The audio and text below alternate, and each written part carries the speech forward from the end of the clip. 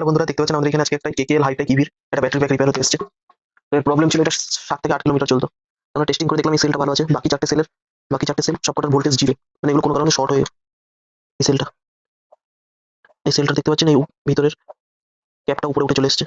এই সেলটা শর্ট হয়ে এর ভিতরে গ্যাস ডেভেলপ হয়, ভিতরে শর্ট হয়ে যাচ্ছে। তো আমরা এই 4টে সেল এখন রিপ্লেস করবো। এর আগে আমরা ভ্যালুগুলো চেক করে নিই। আমরা আইআর টেস্টার অন করলাম। আমাদের সেলের ভ্যালুগুলো 0 ভোল্ট, 0 ভোল্ট, 0 ভোল্ট। এই 4টে সেলের ভোল্টেজ জিরো আসছে। এই 4টাকে আমরা রিপ্লেস করে ব্যাটারিকে আবার এগুলো স্পট ওয়েল্ডিং করে নিকেল স্ট্রিপ দিয়ে আবার আমরা ক্যাপাসিটি টেস্টিং করবো, দেখবো কত কি টোটাল আউটপুট আসছে। বন্ধুরা দেখতে পাচ্ছেন আমরা এই 4টে সেল এখানে রিপ্লেস করবো। তো আইআর ভ্যালু সেম, এটা একটা 3 ভোল্ট, 3 ভোল্ট।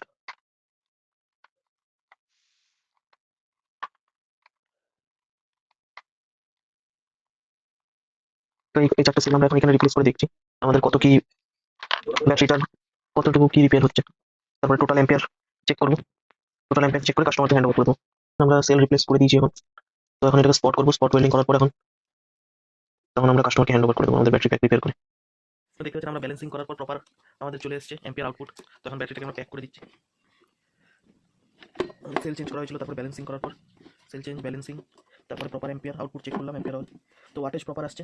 তাই জন্য আমরা ব্যাটারিটাকে প্যাক করে দিচ্ছি। ব্যাটারি প্যাক করে এখন চার্জিংয়ে বসিয়ে দেবো।